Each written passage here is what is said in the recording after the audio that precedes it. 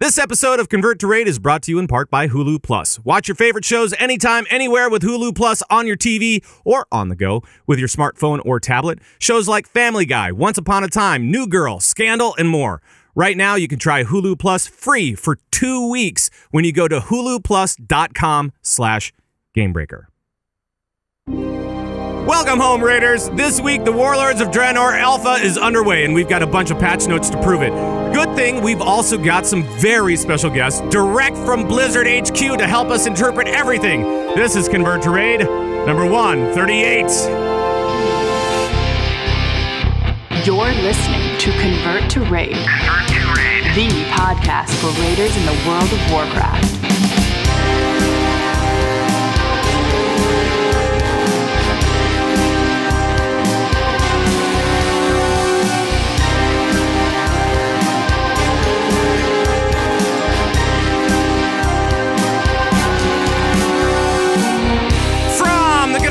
Command Center in Minneapolis, Minnesota. Today is April 6th, 2014. It is now 11:08 a.m. Central Daylight Time. Thank you so much for joining us from all around World of Warcraft land. My name is Pat Crane. I'm your host of the show. And I'm also known as Zug around Airy Peak, US. Still raiding, of course. Still doing the thing. And now back on track after some false starts. It's a big day. It's a big show. We'll get to that in just a second. But first, let's go out to serene Seattle. It's Darius. Hi, Darius. Hello. How are you? Hi. I'm pretty good. Good. Pretty good. Anything going on or what? No, kind of losing my voice. Spent most of yesterday yelling at a TV, watching the Sounders Timbers. All right. But other than that, no, things are good here. Cool. Well, then let's go out to La La Land to the Funky Monk. It's Coltrane. Hello. I have a classic fortune cookie for you today. Let me just hold on. All right. Let me just All right. take a quick sip of this Truth Brew. And since considering our new guest. But anyway, fortune cookies say Yeah. a group of Tauren running across Mulgore are called steaks on a plane. Oh, no. Huh? It's no good. It's No good. like steaks on a plane rather no than, good. than no snakes, you see. Right. See what we did there? No, I got you. All right. I got you. I'll just I got sit you. here and drink. All right. That sounds good. Okay.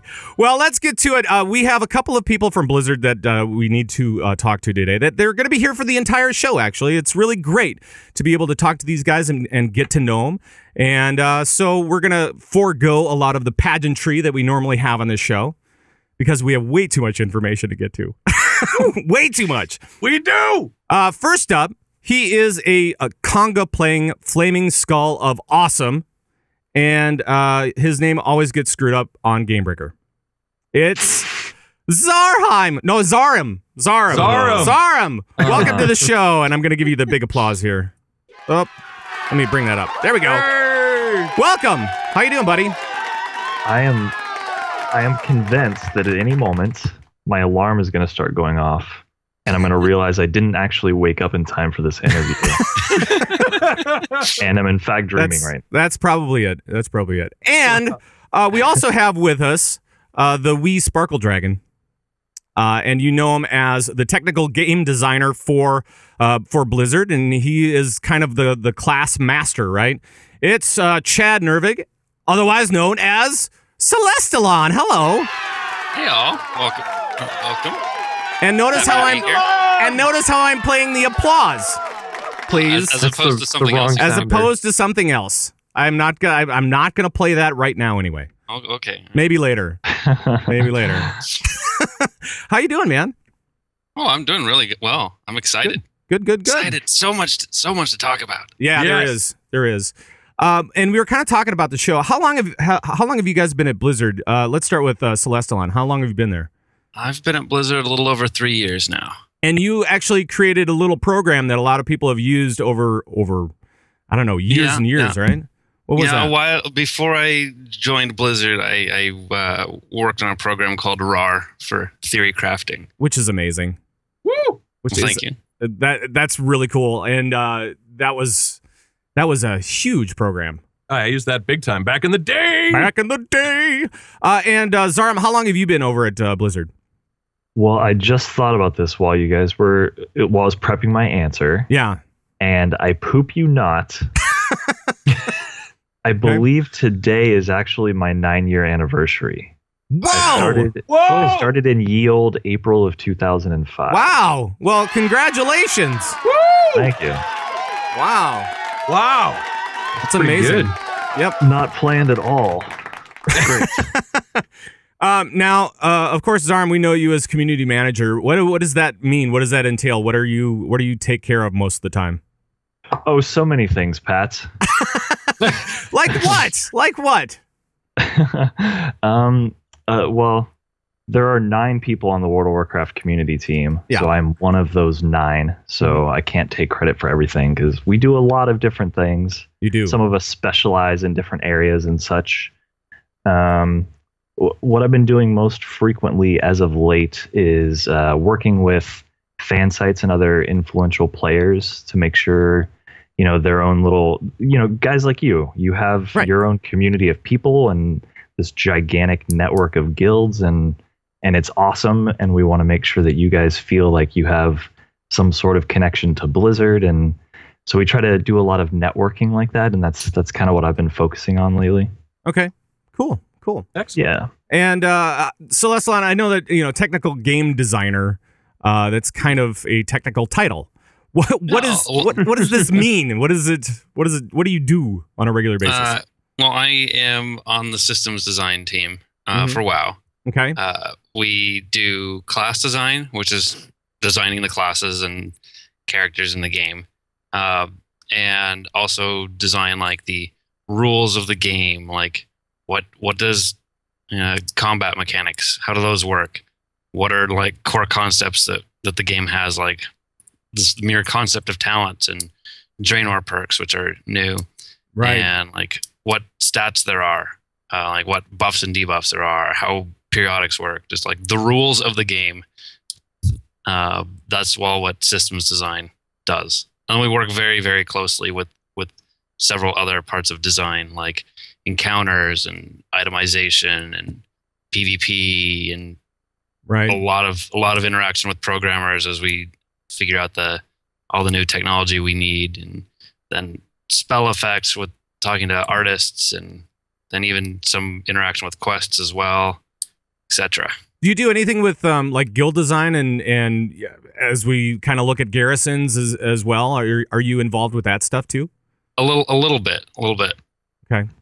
And any particular part of it, or is it just kind of here and there, kind of an advisory? Just here and there, advisory. Okay. Yeah, we're at systems design is kind of the hub of that everything else connects to. Yeah. So it's very common that there's someone in our office talking about something at every point in the day. It's very hard to get anything done. Every second of the day, there's someone here to discuss something. Right. His office is pretty wild. It's fun to go into that office, like just randomly walk in. I did on Friday, and there was this really philosophical debate about like one specific shaman spell. I don't even remember what it was, but what was that? They're like drawing. It was probably released. It was probably what was the fortune cookie that you sent in? Unleash Wind. Unleash Wind. That's probably what it was. Most likely. That's mostly what we do in the class design office. Yeah, we unleash wind a lot. Right. That's good. Woo. All right, cool. And I don't know, guys, do you guys have any questions before we kind of kick off into all the news that happened this week? I mean, there were... I say let's do it, baby. You guys really dropped several bombs this week. Thanks. No, it's a good problem to have, though. Wait, there was news this week? Yeah, a little bit. Did something happen? Maybe. Not for you guys. For everybody else. We're still reeling. That. So this week, you guys announced Alpha. What is kind of happening with Alpha right now? How many people are in it? Which people? And so on and so forth. Maybe Zarhym, you should take this one. Yeah. So right now, It is internal employee take-home alpha. And that might be confusing because of the announcement we made. But the reason we made that announcement is we plan on inviting people soon, a small number to start, which is why we're calling it alpha, or at least in part. But the main reason we went live with the announcement is that we knew in order to get the take-home alpha going, it has to go through the BattleNet desktop app, which means that it needs the build needs to be uploaded in a way that it can be data mined. So we didn't want all this info to get data mined with no actual like official info from Blizzard.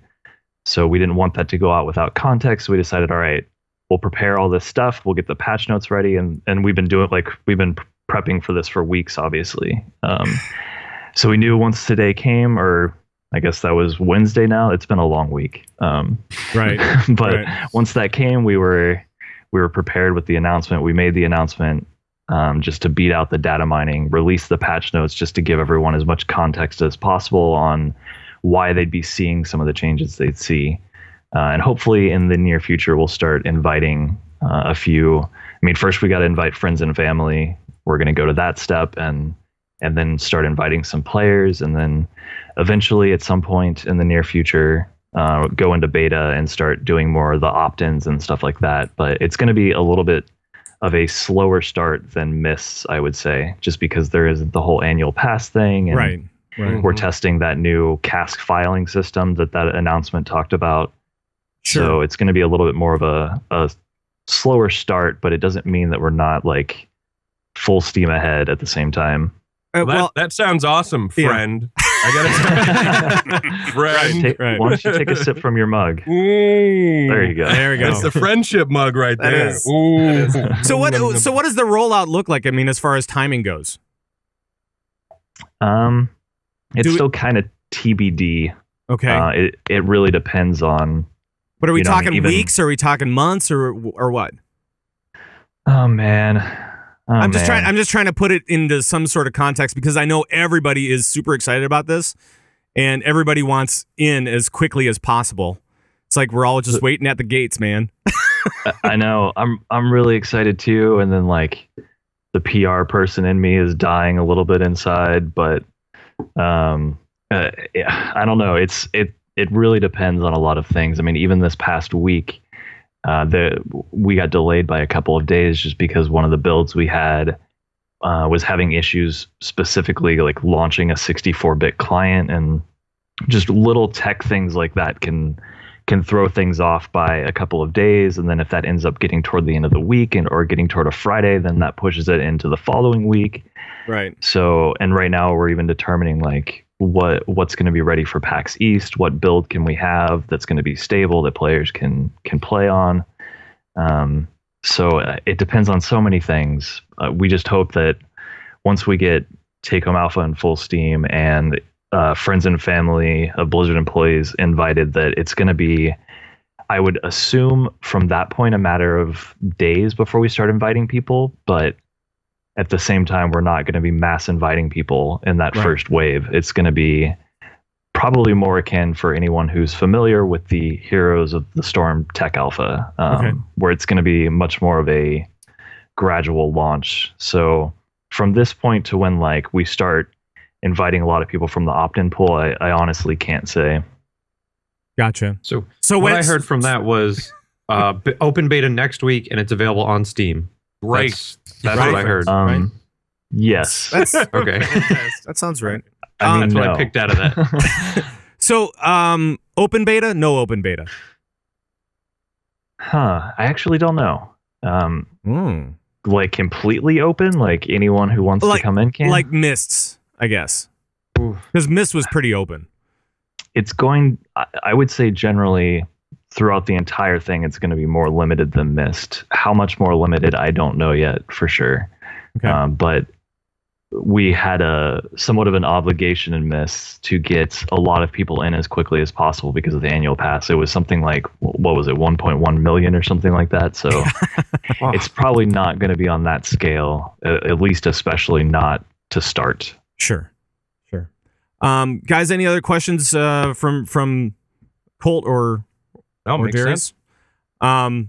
Because I mean, it seems like, people were kind of speculating. I was speculating about why it's been so long of a time period between BlizzCon and now when we're hearing about Alpha. And maybe Celestalon, you can answer some of this stuff. But did you guys encounter some problems, or is this kind of the timeline that has always been around for you? Well, I think one of the things that impacted the exact timing of when we did this info dump, if you want to call it that, we've been eager to release this for a while, and like, sure, Zarhym can tell you, I've been like, come on, let's do it, let's dump this. Annoying the heck out of him. Right. But like, one thing is we didn't want to step on D3 and Hearthstone's thunder. They just came out, so right. We wouldn't want to like release our patch notes and have all the discussion focused on that the same week they're coming out. So and then like he mentioned earlier, like little delays and like, oh, this build doesn't work, that this is crashing on 32-bit machines, whatever, can actually end up delaying it more than you'd think. That those sort of things start stacking up when you're looking at these like alpha builds where we're focused on getting all these new features in, getting all this new stuff in. That involves making the new features and then coming back later to polish it and fix bugs. So the stability of these internal builds is often suspect. Yeah, and just to add to that really quickly, since you brought up it feeling like a long delay since BlizzCon and all that, we have been in alpha for a while now. It obviously doesn't mean as much to the public, but it is a very meaningful milestone still. We've been in dev alpha for quite a while now. All of the development teams, not just the WoW team, has been testing it out and giving their own feedback. And it was just this past week that we started going into the full company-wide global alpha. So that means, everyone from our Versailles office, our Seoul, Korea office, all around the world, all Blizzard employees take home alpha, which is another major milestone. But we have been in alpha for a while now. It's not like we're just getting started. Mm-hmm. Yep. And like the new cask file system was just coming on recently, and we wanted to have that ready for our initial like outside of the company alpha. So that sort of affects the timeline as well. Sure. I was curious about this new file system. What are some of the benefits with it? What are you digging about this new system? Yeah, so the new file system is called Cask. I don't know all the technical details exactly myself, but I do know a bit in that it makes it a whole lot better than the old file system that was called Mopac, because all the data is organized in a, oh my gosh, my programmery senses here are failing me, but it's organized in a much better way such that repairs aren't needed if it automatically corrects itself as any corruption in the data is found. It's much faster for the game to read, load, and hotfix as well. It's much easier to patch, and we can hotfix more things than we could before. So there were a lot of things before that we could not hotfix without not fix without a client patch as well, and this will help improve that. So less need for a client patch. Right. So now, does that mean anything for us? I mean, is that all just behind the scenes, or are we going to see a difference in certain things, or what? Well, every computer is different, of course, but we do hope that there is a significant, like, noticeable difference in like loading speed, patching speed, and like I said, how much we can hotfix, whether things take a client patch to fix or not. Gotcha. Darius, do you have any questions here before we get into the big stuff? No, I'm good here. I've got a quick one. What were some of the biggest like technical issues that you had, challenges you had to overcome getting set up for this alpha or just in general? Is there any new technical things that are going in? Yeah, sure. I'd say there are a few things that are like the cask file system was a big one, but then there's also One of our big features is Garrisons, and that requires a whole lot of new tech. The Garrisons are looking really cool. I believe, Zarhym, you're working on a series of blogs about that'll be coming soon, right? Well, yes, I am, Chad. Nice handoff. Nice one. So we're going to show a lot more about Garrisons soon, but in terms of technical challenges, the Garrisons is a pretty dang big one. It means supporting like a personal instance for everybody. It means having we've got some stellar new AI functionality that we can use. So the NPCs in your garrison go about their life and have things that they want to do, and right. It makes it feel alive and natural. Right. That's one I'm excited about. That one's gonna be cool. So Zarhym, how's it gonna walk?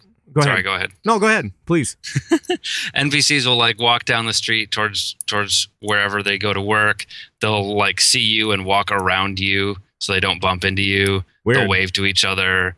Wow. If you start dancing with them, they'll start dancing with you, and you can form a conga line with them dancing if you're celebrating after a victory or something. It's really cool. Oh my goodness. It's not it's really cool flavor from what I've seen of it so far. It's not going to be mind blowing AI tech or anything like that, but it's enough to feel alive. Yeah, WoW is an old game, so every NPC in the game, it has its set paths where it's been scripted to manually walk over here and stand there for 10 seconds and then walk over there and stand there. And every NPC in the game is like that. And for Garrisons, we felt like that isn't going to cut it for what we want to do, because your buildings can be in different places and how do they know where to go? Sure. So we had engineers programmers working on all new tech to kind of get around those hurdles so we can do more AI-y stuff. Yep. Right. That's a word, right? Yeah. Sure. There's one other technical thing that is kind of really neat. This is getting a little on the technical side, but WoW is a very responsive game. That's one of the things that we're most proud of about WoW, and just the responsiveness of how it feels to play. And we think we've found a way to make it even more responsive. We're not sure exactly how much of a difference it's going to make, but it might be quite noticeable. We're really excited about that, and we're going to be testing that coming up soon, and you might hear more about that and notice it. And hopefully if all goes well, you might see things like, heals just take effect faster, and your powered shield applies instantly instead of slightly delayed. The game will feel a little less laggy if all goes as we hope. We think we've got a way to help, and that's one of the things we're really excited. As subtle as it may be, there's not a design change there. It's just excited. That sounds awesome. I can't tell you how many times, and you're taking it out, but how many times I've tried to void shift a tank just to have it goes on cooldown. Yeah. We hate that too. we think this will solve that. Right. So no promises. It's still very untested, but we're those of us who understand what's going on there are really excited about the potential there. Right on. So Zarhym, when do you think we'll be seeing the blog about Garrisons? I talked to Corey about it again on Friday, and he and I are going to get together. Corey Stockton, that is, for those who don't know. Corey. Oh, yeah, it's just Corey. Oh, yeah, Corey. That's Corey. No big deal. I talked to Corey Haim on Friday. right. And then I had him call Corey Feldman, and then we got in touch with Corey Stockton from there. Right. No, we talked about it, and we are going to sit down and rap about it this week. I'm hoping to have a draft done by the end of the week, and probably, I don't know, within the next 2 or 3 weeks, I'd say, is when we're going to start. And it's going to be a 4-part series, because we want to really... Whoa. We've done a lot on Garrisons. It's one of the biggest features this expansion. We want to make sure it's super cool. So because we've come a long way since BlizzCon, we really want to catch people up and get a little bit more granular into some of the systems and features.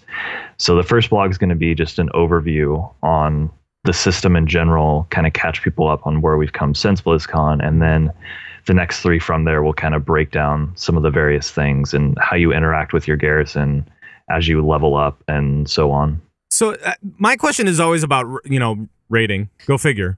How do garrisons fit into the rating picture? And like, is there like a way that we're going to be min-maxing garrisons to get the most benefit for raiders out there?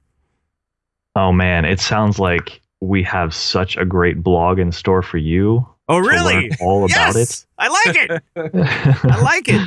And it's coming out on Thursday, right? Yeah. Yes. No, not yes. No. Okay. All right. Yeah, I can't really get into specifics right now on how your garrison will play a role at max level, but hopefully we can clarify that enough in the blog. One thing we want to talk about a good deal in the blog is not just max level, but how you interact with it as you level up, because I think we didn't really talk about that much. We didn't know until we started designing the zones even more, fleshing out some of the quest flows and all that, exactly how the garrison was going to play a role. But it's going to be a pretty big kind of natural role in the leveling experience, where you kind of do things in each zone that contribute to your garrison or actually like work toward your garrison, and different quest lines and stuff like that. Some almost choose your own adventure things where you can, depending on what kind of building you want or certain perks you want, or sorry, Chad told me never to say perks when describing anything other than class. Yeah. Right. Class design has cornered the market. Eminent domained the word perks. Yeah, they've trademarked that. So, right. But yeah, like depending on what kind of benefits you want or what kind of garrison you want to build, there will be different options in different zones, and that'll kind of change your quest flow for that zone depending on the choice you make. Not that you're going to have 50 different choices or anything, but yeah, I'm just kind of I hear all this and I'm like going, that sounds like it could be like a lot of work or something, right? I mean, it could be like I don't know. I don't want to say it's going to be like, 5.0 dailies or anything like that, but it sounds like it's going to be a lot of work, right? Yeah, but it's not. It's not like that. It's right. I'm integrated. The idea is if we do a good job and we're committed to doing a good job, the idea is that you're going to be. It's going to feel very natural, and it's just going to be part of the quest flow where you go back to your garrison, sort of like you would go back to Shatrath and TBC, Dalaran, things like that. Sometimes you'll go back to your garrison for specific things or missions, and it's going to be very naturally woven into the leveling experience. But that way, you immediately feel like after you get to Draenor and you've kind of beaten through the front lines and established, like you've kind of broken through and you're finally trying to make a stake on Draenor, that you get that land and feel like you have possession there and can immediately start interacting with that in cool ways. So it's not going to be this, well, we hope it's not going to feel like a chore to people, right. Especially because it's while you're leveling up. It's not going to feel like the daily grind at the beginning of Mists. That's great. Gotcha. Cool. I promise. Well, that's good. That's good. I know that we have a ton of other information to kind of get through, because on top of the alpha announcement, you also released all the patch notes for the alpha, and that was many pages, guys. That was many pages. All of the pages. It was all of the. I think it was all the pages on the internet. Yes. People were begging us for new info, and when it rains, it pours. Yeah, that's right. But I've heard that this is our fault. There's going to be more, but Celestalon, there's going to be more coming, right? There's going to be more? Yes, more is coming. Oh. Certainly not all of the pages were there. Oh. Yeah, there's another good significant chunk of that patch note document that went up is about a week and a half old at this point, and since then we have added a significant amount more. That's awesome. Really? Significant, wow. Like pages and pages now? Well, yes. Oh, jeez. I had a quick question. You were talking about garrisons, like a garrison blog is coming out. Are there any other blogs? Like we had the healing blog. There's now going to be a garrison thing. Are there any other blogs that are coming out? So there will be many blogs coming out. Yeah. Yeah, I mean, I can't even keep track of it. There's so many planned and so much going on, so many different teammates taking on different tasks. It's hard to keep track of when what is coming out. Yeah, do you guys get lost? I mean, do you guys get lost in all of the different things that you have to keep track of, especially like right now? I mean, you got Alpha, you got I don't even know. I mean, I'm paranoid. I'm going to forget stuff on here. Well, that might happen. For me, it's kind of the beauty of the community team, I guess. And every morning, the community team meets up at 10:30. Like we have a half-hour sync and talk about what we're doing, what we're working on, and so it's good to get a feel for what everyone else is doing. Because once we go back to work, there are a lot of moving parts, and we're each kind of taking on our own little things. So it's hard to keep track of all of them at the same time. I don't really have to. So like we kind of do a nice split of that and make sure that different people have their different responsibilities. But we will have blogs on almost anything you can think of as far as new features or big changes that we really want to, like any sort of dev water cooler Chad wants to do to give more insight or perspective on various systems or mechanics. We're going to go all out, buddy. Great. Good. Now we've seen some data mining so far, and it looks like we've got a ton of new scenarios, bunch of challenge modes, and so that must mean that the encounter team is pretty happy with the way that things have rolled out. Or are we going to see any changes coming for challenge modes and scenarios and stuff like that? We're overall pretty happy with how scenarios and challenge modes turned out. Okay. There's obviously going to be some refinement to those systems, but overall, I don't expect any huge changes to those systems. Okay. Yeah. Cool. And we've also seen initial raid stuff, Blackrock Foundry, High Mall, and grand total 17 encounters. Yeah. That sounds like a lot.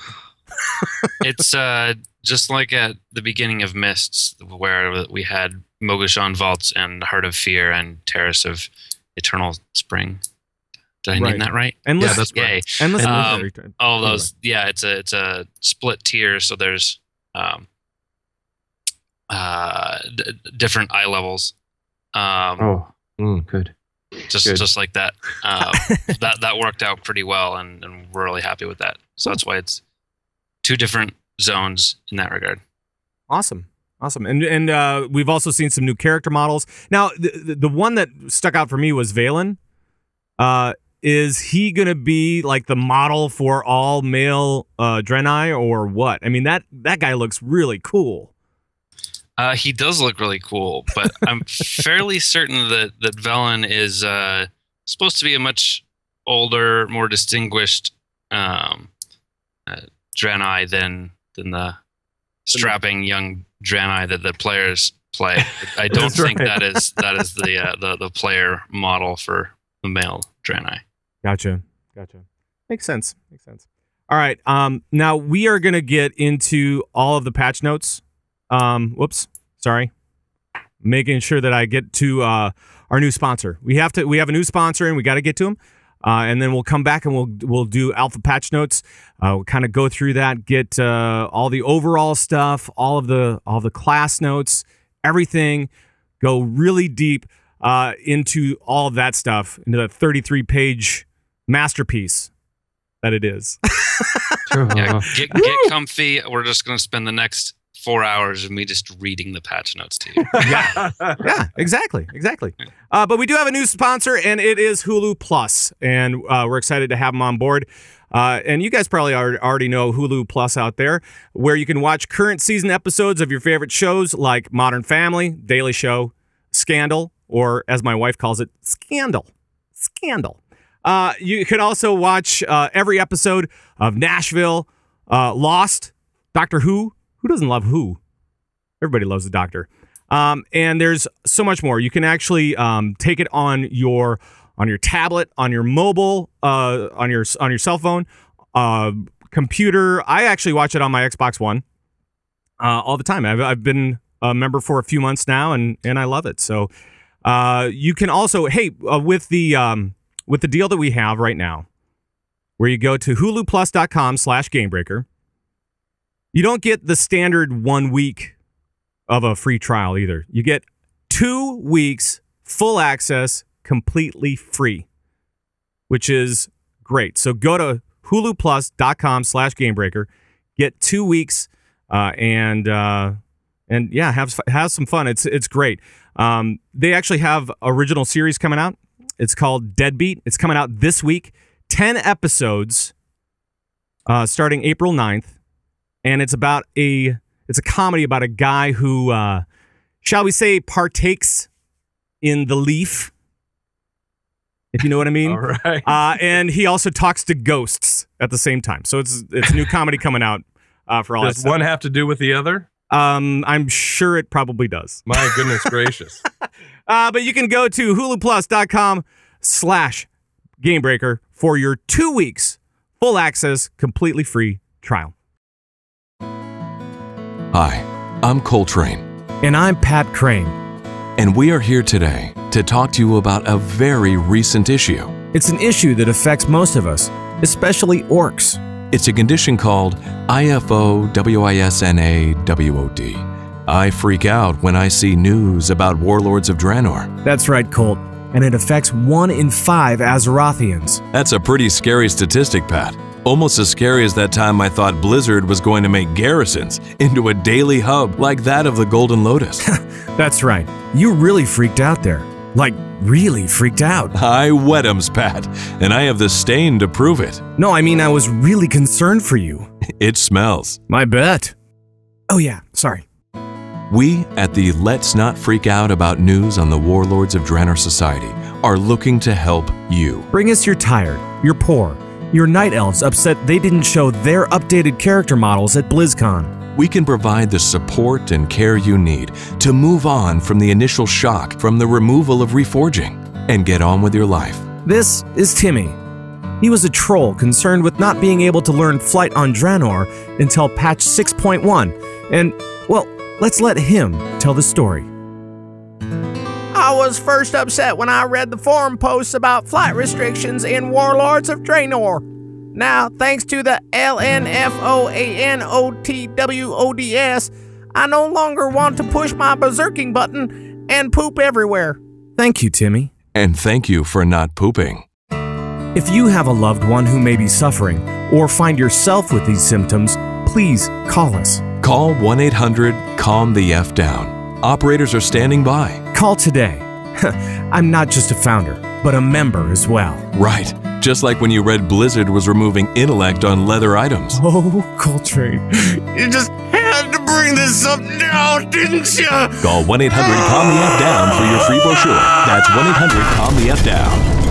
Burn with fire and poop everywhere! We should be live again. Gonna watch Daisy streams until we go. Apologize. How dare you have technical issues while we're on? Well, it's not even us. It's not even us. It's stupid Twitch. Oh, I see something. There we go. Hey, we're on. There we go. We're on. We're back? Good. Hey! Hey! Where's the sounder? We need that sounder. So Oh, dark. boy. So dark and so cold. we all know who was responsible for that technical difficulty. Do it. Yes. Celestalon, Celestalon. We blame you, Celestalon. Celestalon! So there. I'll have you know that is my the on my phone my ringtone is that. That's awesome. That's awesome. Well, I'm All right, glad you like it breaks. at least. I'm glad you like Let's it. dive in. All right, so we've got a bunch of stuff to get to. Oh, that is nice. You're not kidding. That is You nice. literally do. That's awesome. That's good. I like it. All right, let's talk perks. You were talking about it before the break. Perks. Yes, the Draenor perks. Draenor. Yes. Is it Draenor or Draenor? Draenor. Draenor. Despite how much I will probably screw it up, it's intentionally Draenor. Okay. Right. All right. Thank you for clarifying that, because we've heard many different pronunciations of it. All right. So what's going on with the perks here? What's up with perks? Yeah. Perks. So one of the downsides of when we made you automatically learn spells when you level up, which is really cool and saves you a trip back to your trainer, is that leveling up doesn't feel quite as rewarding. So the Draenor perks are a system to try to make leveling feel rewarding again. So they're a mixture of simple throughput buffs and tweaks to your rotation or otherwise part of your gameplay. Mm-hmm. They're also used as a platform for us to be able to tweak rotations that we wanted to without making that change immediately when 6.0 comes out. So you can ease into these changes instead of everything all at once. So you're basically from reading the notes, it looks like you're just enhancing spells that they already have. It's just, like for marksman hunters, I think it was, you can now shoot things from 45 yards away instead of the normal, what is it, 40? Or is it 35 or something like that? 40. 40. And these, when you hit max level, these go away, right? Or do they stay? No, they stay. They stay. Oh, wow. But I read that you get them randomly, like you don't pick which ones come. Yeah. So they're not supposed to be a choice. They're not any form of character customization. If it's a choice, it feels like there's a wrong choice. And these are not supposed to be something that you stress about, that you plan about. This is not something you're supposed to plan around. It's a random, you get them in a random order, just to add variety and excitement, so that when you level up, it's just like, ding, oh, what did I get? This cool little Draenor perk UI pops up, and let's spin the I randomly wheel. Get, spins the wheel, and oh, cool, my judgment hits harder, noticeably harder. Cool, move along. Awesome. So very cool. So how long until somebody says my RNG is total garbage and I want you to make this standard? Probably about until I say keep leveling up. You'll get them all. Like the order is random, but you get them all. So gotcha. Right. Cool. Well, maybe we should talk a little bit about the overall philosophies that you guys have going into Warlords. And Colt, let me just, I'll let you ask the first question here. Sure. What do you have? So tanks and vengeance. Tanks are losing vengeance, but they're gaining something else. What is it, and what does it do, and why did you make these changes? Sure. So tanks received some significant changes in Mists. The new form of vengeance that we had in Mists was a great success as far as defensive value goes. Helped support really great active mitigation. Tank gameplay really benefited from that. We're really happy with how Vengeance turned out as far as defensive value goes. However, offensive value, Vengeance was problematic. It was fine on average. So over the course of a whole raid tier, it worked out okay. But it made tank damage vary significantly by what situation you were in. Whether you were getting beat on really hard by a boss, or due to some other whatever situation you're in, you're not getting much vengeance. It could wildly skew how much damage a tank is doing. Like all the ads on Nazgrim, right? Just have all the ads pound on the tank for a little bit, just, bump his DPS up that much further. Right. It led to things like that, where you are encouraged to cheese vengeance, so to speak, to try to take advantage of vengeance, to take more damage just so that you could do more damage. It led to things like standing in fire. So encouraging tanks to take more damage made healers upset.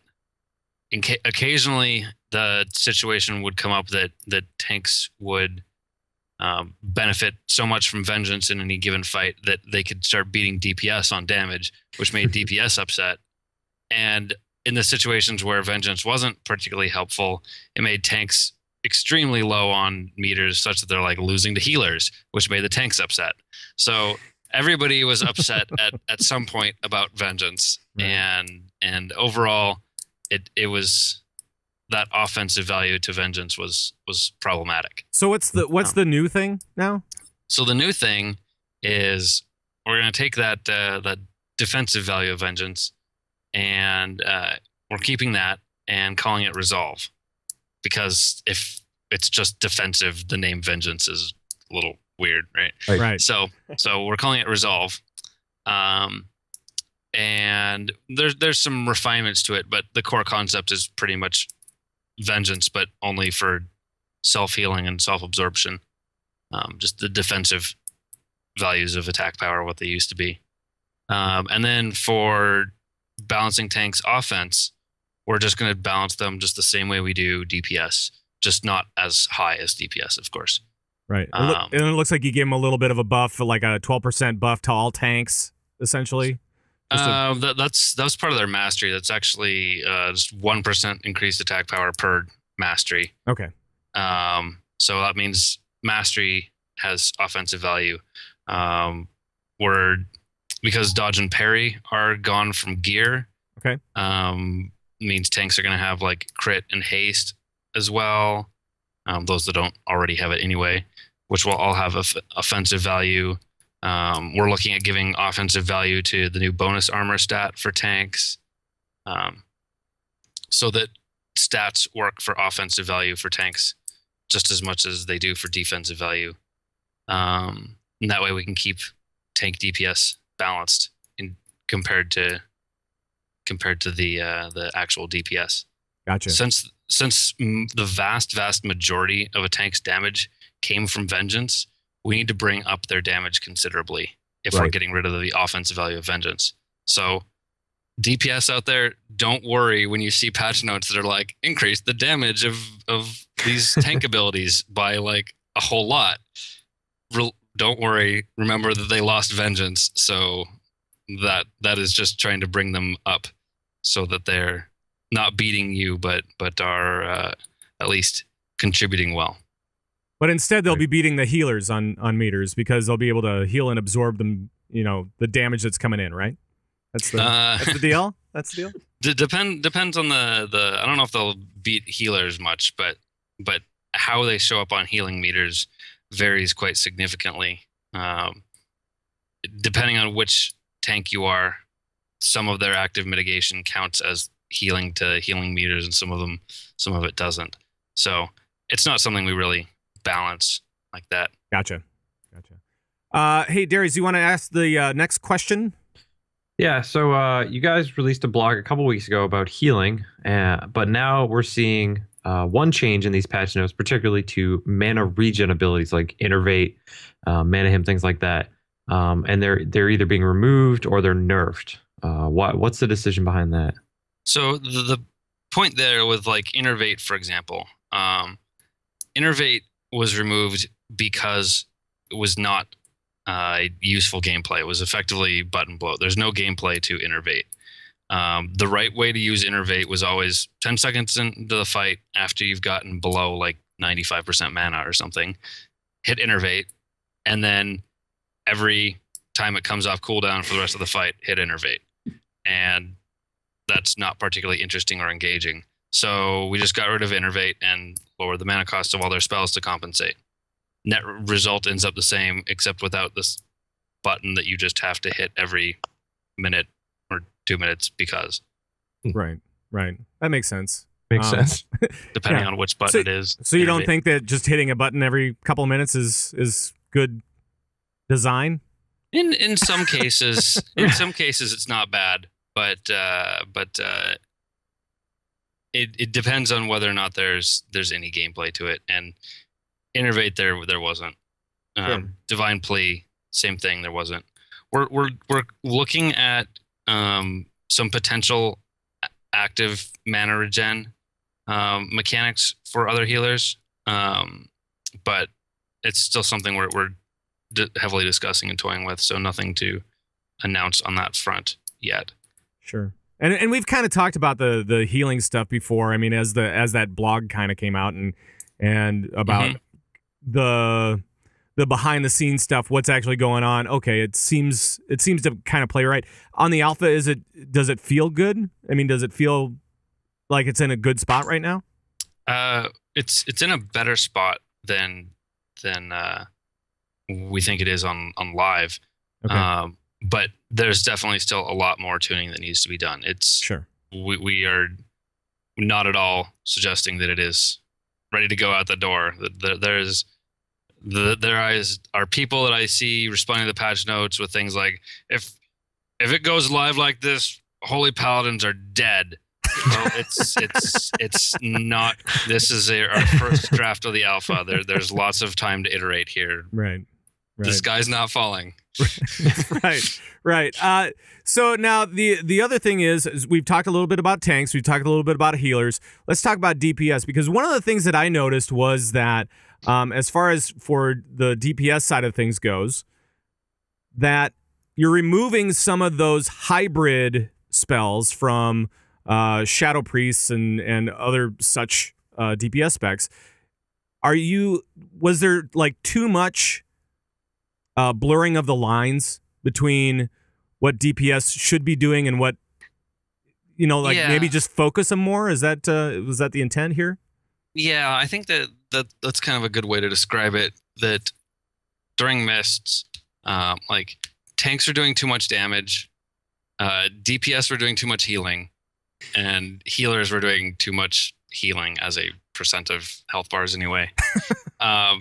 So it meant things like all the difficult parts of a fight as far as healing goes were handled not so much by the healers, but by all the DPS using their big defensive raid-wide cooldowns, and that's really the healer's job.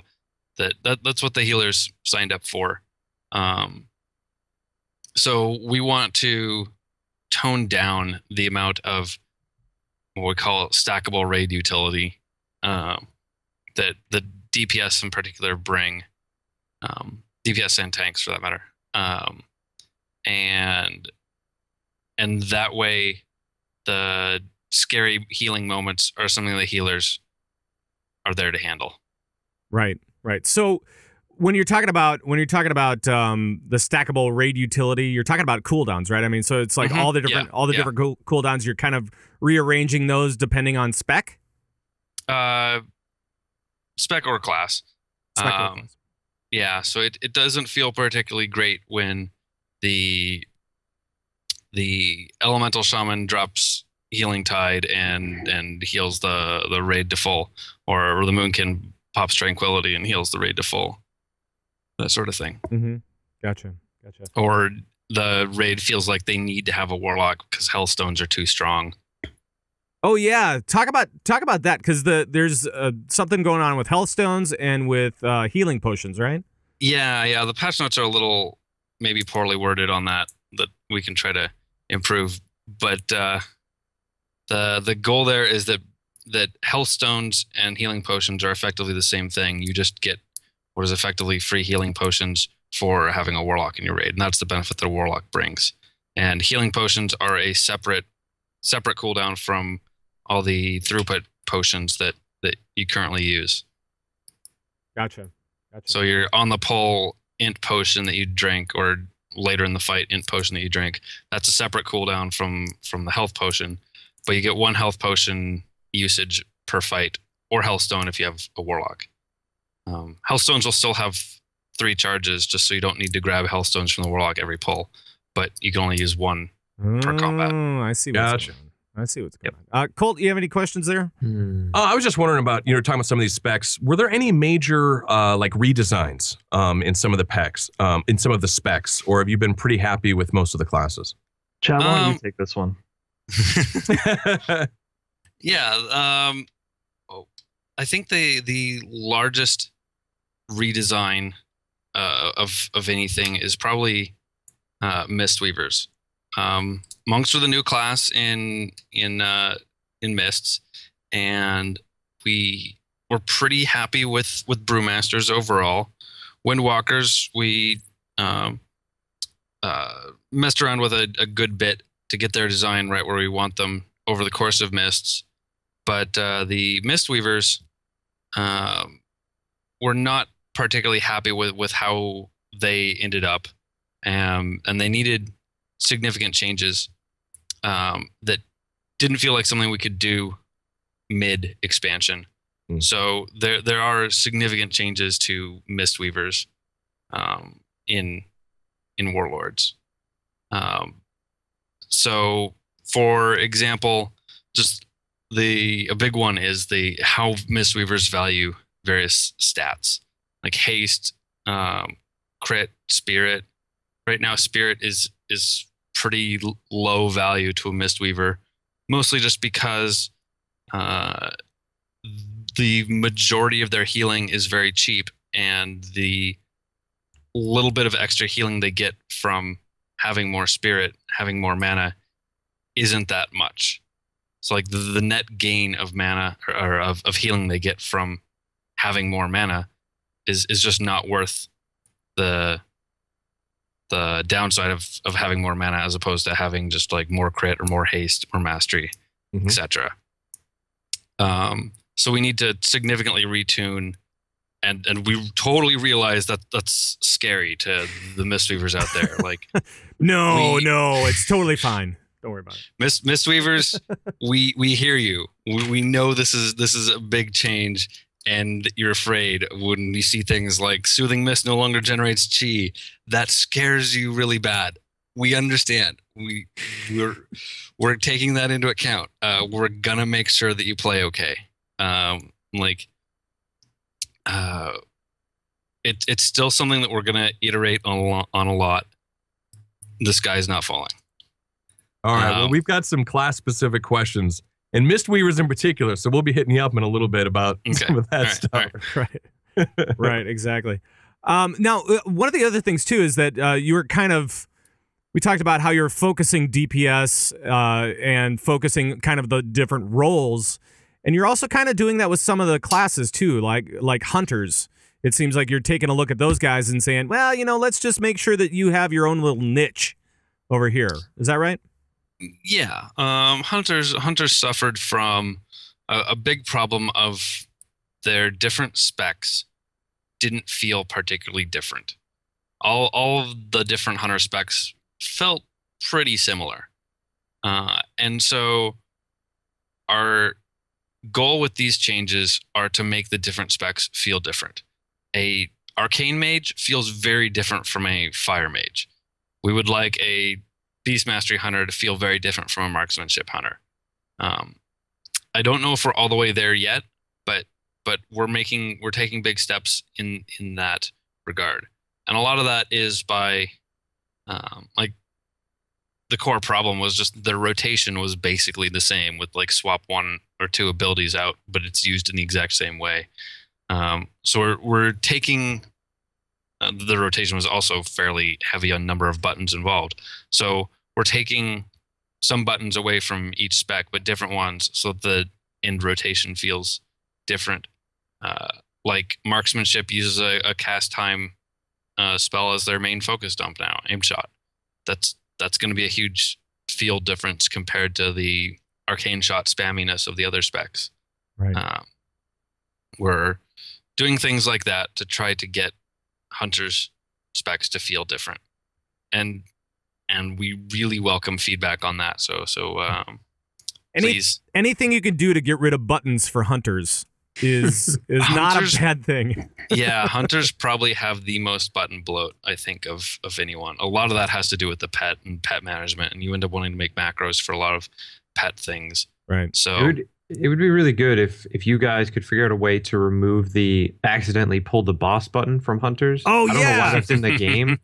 That would be so awesome because right now, like on our team, it's like every week there's a hunter that pulls one of the encounters. I don't know which one it is, but it's always something different. And I hear your hunters take turns doing that or something. Yeah, apparently. Yes. Apparently so. So yeah, thanks for that. Let's fix that.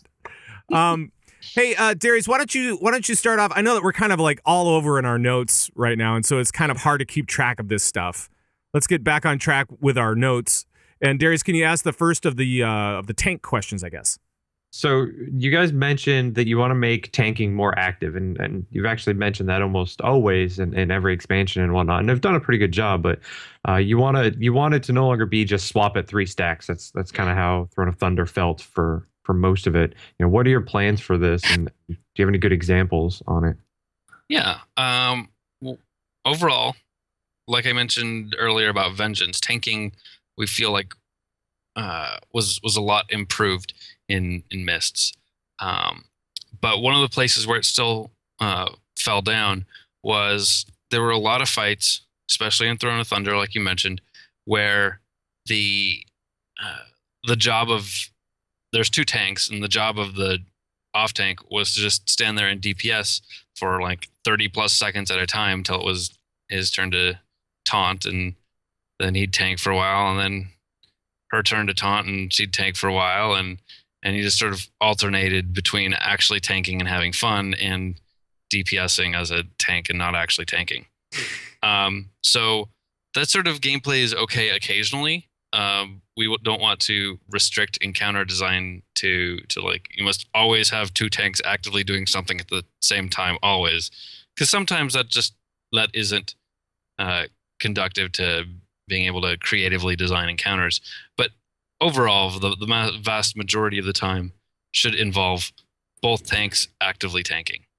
That seems weird to me. I don't know if I like that. You always have to have one tank off to the side. Come on. That's the way it goes, right, Darius? No, I think this is a really good change, because you saw a lot where like you'd get a Brewmaster tank that would figure out a way to solo a boss, and now you don't need that second tank, and you'd stick another DPS in there. Mm-hmm. This is good. I like this. Yeah. So one example about that is we had a mechanic that we used several times back in Burning Crusade and Wrath of Lich King, that was commonly referred to as Saber Lashes, that worked as a pretty boring and not particularly good mechanic back then, because the mechanic was just the second person on threat or someone closest to the tank got hit by all the boss's auto attacks as well. And that meant you just have 2 tanks, and one of them stands next to the off tank stands next to the main tank, and could probably just go AFK for all that it mattered. Right. There's a famous video of the Queen, Blood Queen in ICC of the off tank playing like Bejeweled through most of the fight as he just stands there. Yep. And so, but if you look at that sort of mechanic in today's world, a Saber Lash actually works pretty well, because both tanks are getting attacked and both have to be using their active mitigation. If your tank's AFK, you're going to feel it. Is the tank not using any active mitigation, not using any of their buttons, is not going to be tanking very well, and not for long. So in that world, both tanks are tanking and having a good time that way. So we might be seeing more Saber Lash style mechanics. This isn't going to be an every fight thing, but it's mechanics like that are ways that we can ensure that both tanks are engaged the whole time. Right. Nice. Tank swaps will still, stacking debuffs will probably still exist. Those can, just because there's one of those doesn't mean it's necessarily bad. I'd say Garrosh, for example, has that sort of tank swap where it's like, let's taunt at 3 stacks. But the cycle time on that was so fast that it was like every 12 seconds or so you taunt back and forth, and that means the rotation between the tanks ends up being really tight. And then like, okay, well, I'm going to spend 10 seconds saving up my active mitigation button, saving up my rage, my holy power, whatever, and then I'll taunt off you, and then you spend 10 seconds saving up your rage, holy power, runes, whatever, and taunt back and forth. So we get like this really high performance bursts of min-maxy tankiness, and feels really cooperative with your co-tank. Right. 2 tanks tanking together are one of the best, most collaborative forms of gameplay we've got, and we really like that. They form a brotherhood. Cool. Yeah. Now I know that healers kind of freak out, especially when the blog was released initially about all the healing changes, and they were all about, oh no, this is exactly what Cataclysm was. We're back to Cataclysm style healing, and we're gonna, be short on mana, and this is gonna be horrible, and blah blah blah blah. Is there anything that we can address on this issue? It's definitely Cataclysm healing brings up a lot of nightmares for a lot of people. And so we totally understand the initial reaction of, oh my God, scary. Right. There were good parts and bad parts of Cataclysm healing. And those things aren't necessarily linked together. We can take those good things, like caring about the efficiency of a spell, like minimizing overhealing. We can have that dynamic gameplay without making it all the time, which is the huge downside of Cataclysm. Without feeling frantic to try to stay caught up.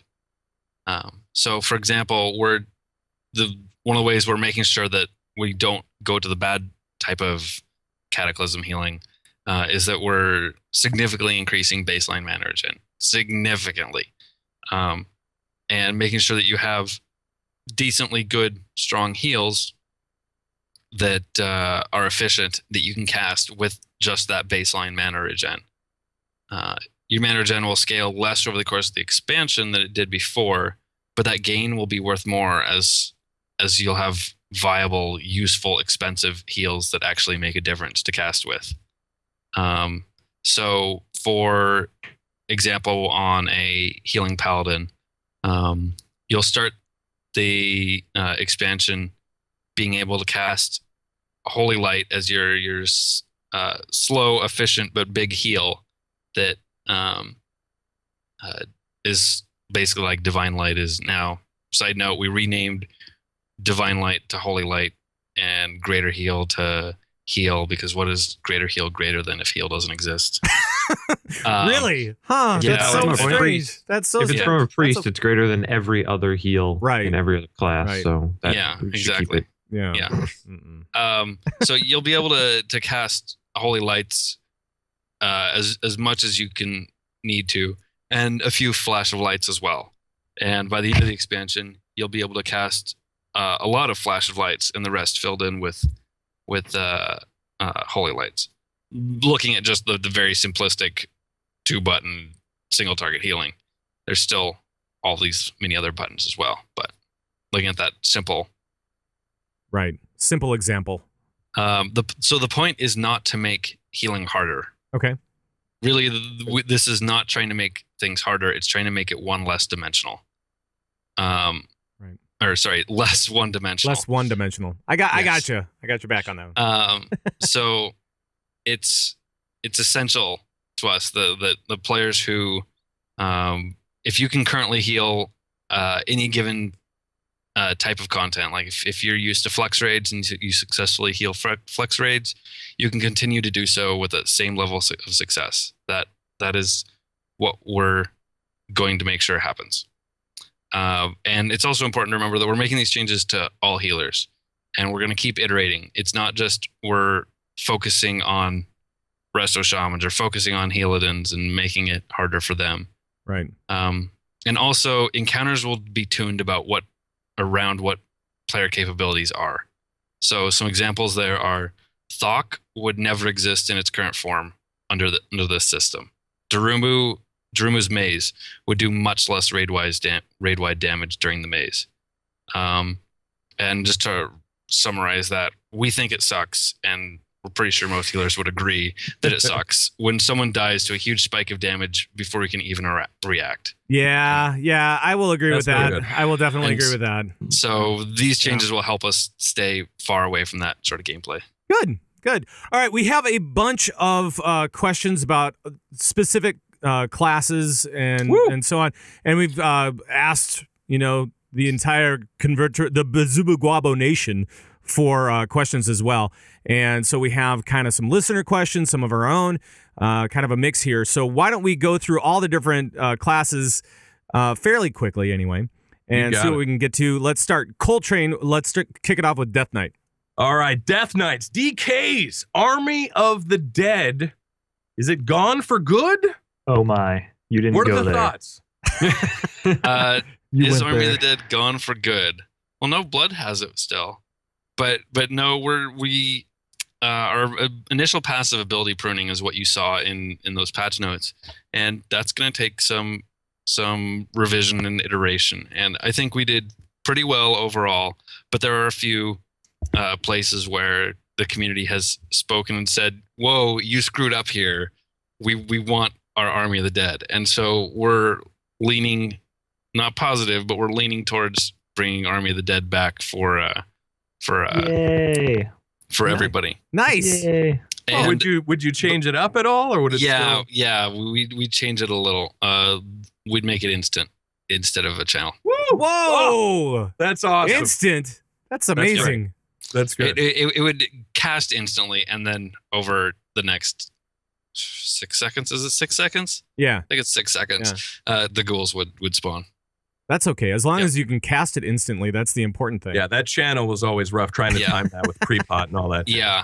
It just feels like a Death Knight when you rush in with this army of ghouls around you and behind you. That feels pretty core to the Death Knight style, and so Absolutely. we're Chad, bring don't that take back. my unholy army, bro. Speaking of blood DKs, actually, are there any big changes as far as blood DKs that are coming? Anything? Yeah, the whole active mitigation concept was originally inspired by blood DKs, but they kind of fell behind in that regard, right? I mean, a blood DK's active mitigation is primarily Death Strike, and that was pretty one-dimensional, and worked in some situations, didn't work in others. So we're trying to expand the blood DK's active mitigation toolkit so that their active mitigation feels more up to date. Big example there is Rune Tap is now a much bigger deal. It's now a big absorb that you can play with to before damage is coming. You want to put up this absorb, and then after you have taken damage, that's when you want a Death Strike. Nice. Cool. And then there's a Draenor perk that'll give you a little trickle of little shields from rune strikes. So you're getting a better baseline level of mitigation other than not just these huge chunks. Right. Is there anything big changed or planned for Frost DK? Or some people were even talking about what about dual wield unholy or anything like that? Is any chance of any of that happening? Dual wield we want to leave to Frost. That seems like that's a core identity of Frost. Frost can do two-hand as well, but dual wielding feels like the fast, that's the style of Frost. Unholy feels like the big heavy hitting, bam, two-hand spec. Right. Frost feels like the faster spec, and so dual wield doesn't thematically fit on it as well. So we are planning to continue supporting dual wield and two-hand as Frost options, and just two-hand for unholy. Cool. Any big changes on Frost dual wield? Just super quick. There's a little bit changing for Frost in that we're changing which Runeforge we expect Frost to use. We're going to try to bring up some of these unused Runeforges, like Cinder Glacier is the primary one. We're going to try out Cinder Glacier as Frost's Runeforge of choice, which will add a little bit more spice to their rotation. And we'll definitely look for feedback on that. Cool. Great. Now let's move on to Druids here real quick. And first of all, Symbiosis, the new spell for Druids, is gone in Warlords. Was it just too much? What was going on? Symbiosis, I miss Symbiosis, but it's so hard to justify having Symbiosis around when we're focused so much on removing button bloat when like, well, this is a button that is on every class. Right. This like the amount of button bloat that Symbiosis creates is just not worth the benefit to the game that it provides. It's a really cool spell, and so in that regard, I'm gonna miss it. But it also created a lot of confusion of like, how does this actually work? And we experimented with several different tweaks to its design to make it more understandable to people. But at the end of the day, it just wasn't worth it. So you're just gonna put life grip on every Resto Druid's bar. Everybody gets. Everybody gets life grip. Nice, I like that. That's great. That's good. That's good. No. There was also a big revamp to the 90 talents, right? Yeah, these are like the hybrid talents, if you will. Yeah, we changed the design of the 90 talents a bit, in that we want them to be assistance in doing your off-roll job, or effectively in healing. We want them to be off-roll throughput for Balance, Feral, and Guardian, and just extra healing throughput for Resto. But it doesn't need to increase the throughput on your main spec. Yeah, because it basically right now it has a lot of passive additional bonuses for your main spec, right? So you're just kind of removing all of those, so it becomes just a hybrid deal. Yeah, the goal there is that a cat can hit Nature's Guardian when he wants to do extra healing to the raid, not when he wants to do more damage. Sorry, Nature's Vigil. Yeah. When he wants to do healing, and that's a healing cooldown. That's sort of our what I mentioned earlier about stackable raid utility. That's a significant benefit to the raid when the cat hits Nature's Vigil. But it doesn't need to be a offensive DPS cooldown for the cat as well. And so we're taking that offensive power out of each of the talents on that row. A little bit more choice, a little bit more flavor, kind of going for that type of thing. I get it. Mm-hmm. I get it. Yep. Darius, why don't you hit up Hunters?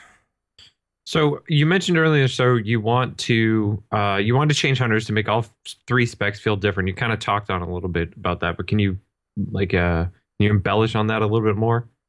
Yeah. So BM Beast Mastery felt pretty well kitted in it's about your pet.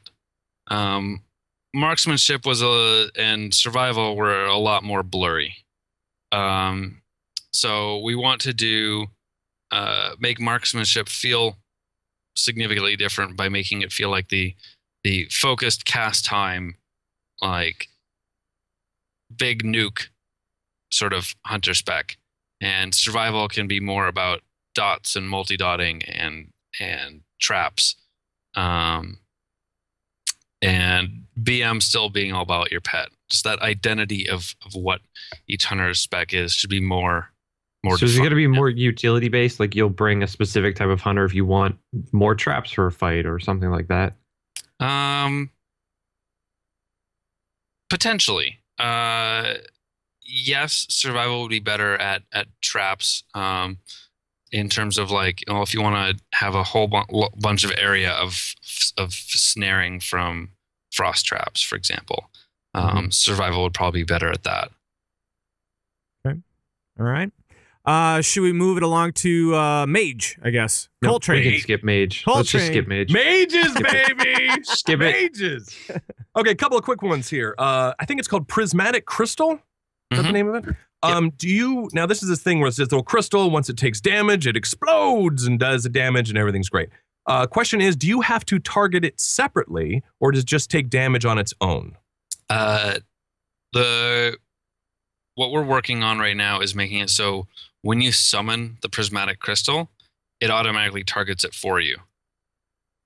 Oh, gotcha. Okay, so this thing spawns, and then automatically now your target is switched to the crystal? Yes, it is a targetable unit that you summon that you can attack. and all the damage that you deal to it is replicated to all the other enemies nearby stronger.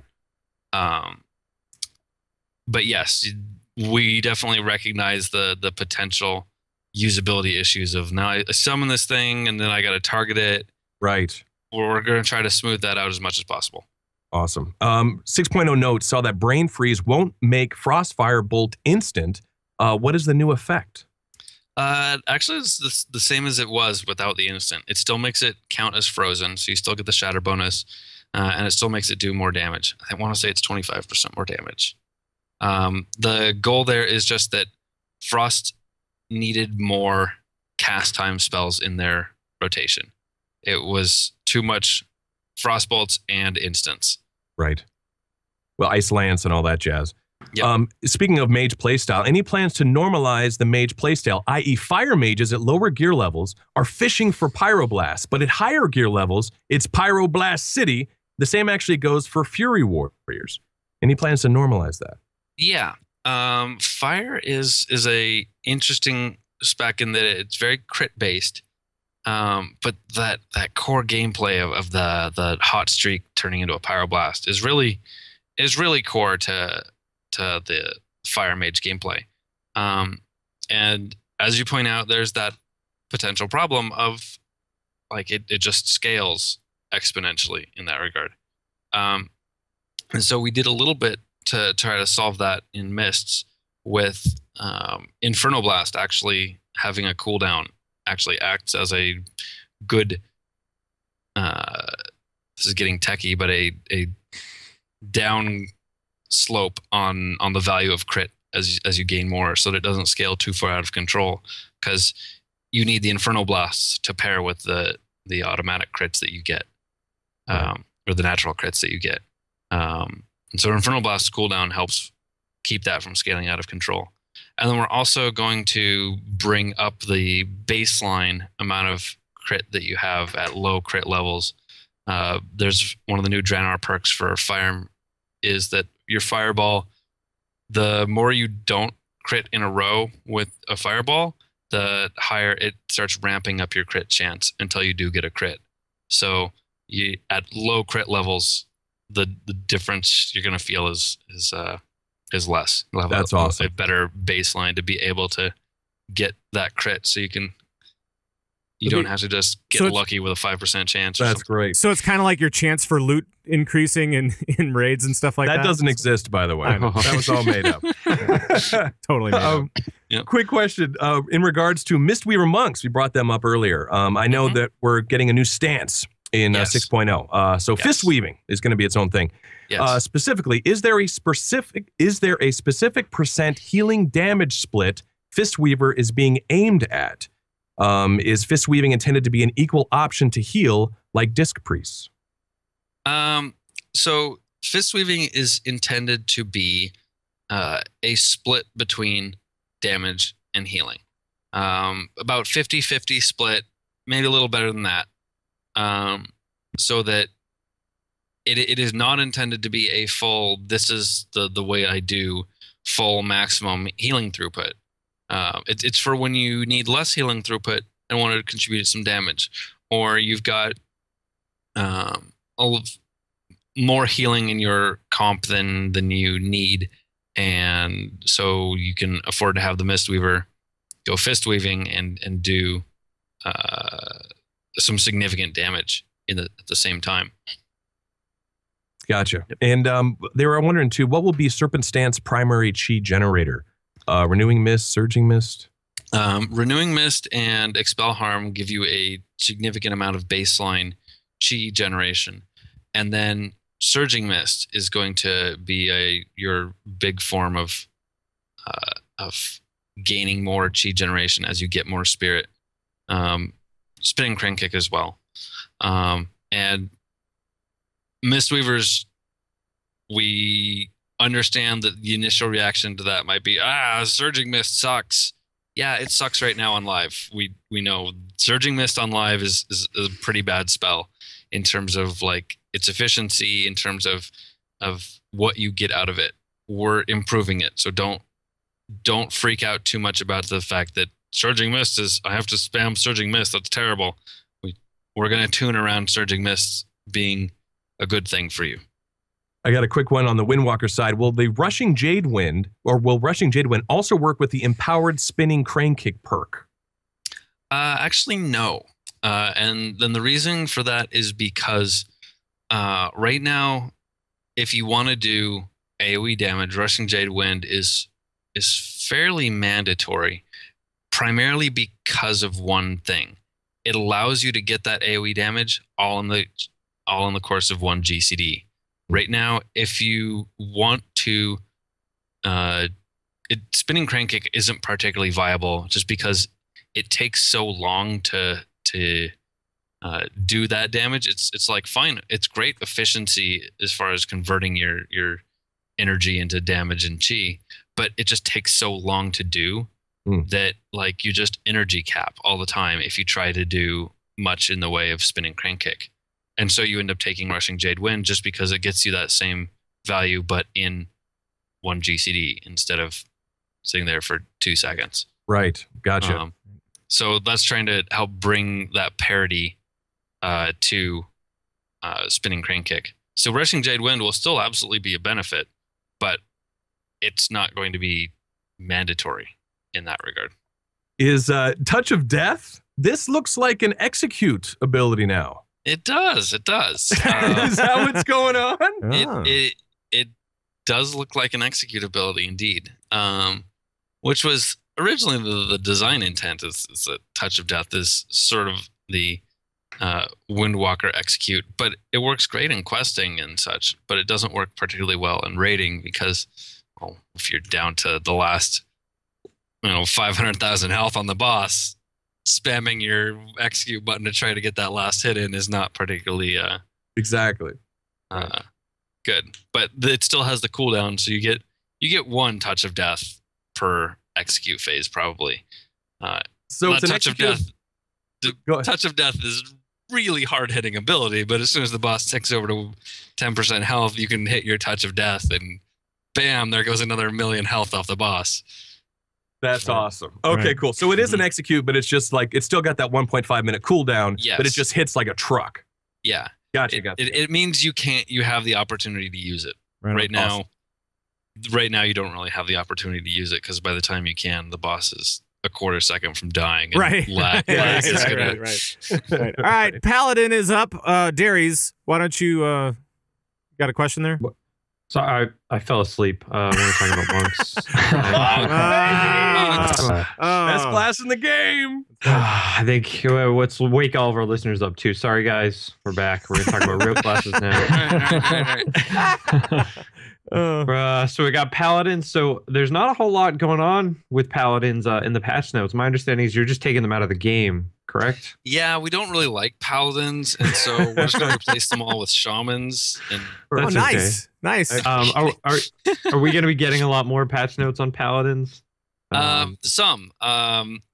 So that there's a couple things going on there that I'd respond to is, like, first of all, let's talk about Ret.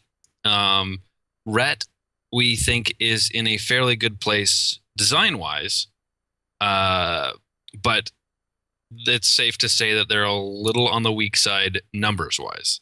So we haven't done, and later we'll be doing, don't worry, we will be doing a lot of this later, a balance and tuning pass where we start fiddling with a lot of numbers. So until then, like, Ret Paladin notes look pretty simple. Yeah.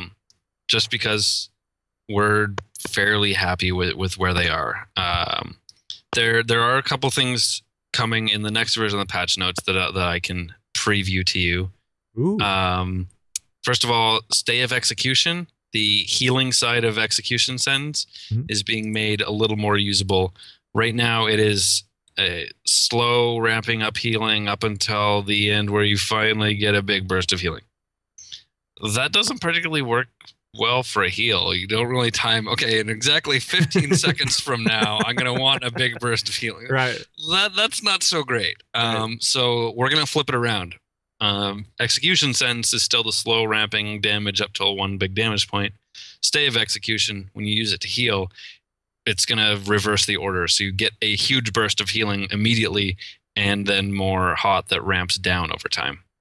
Good. So that'll be cool. And then additionally, protection.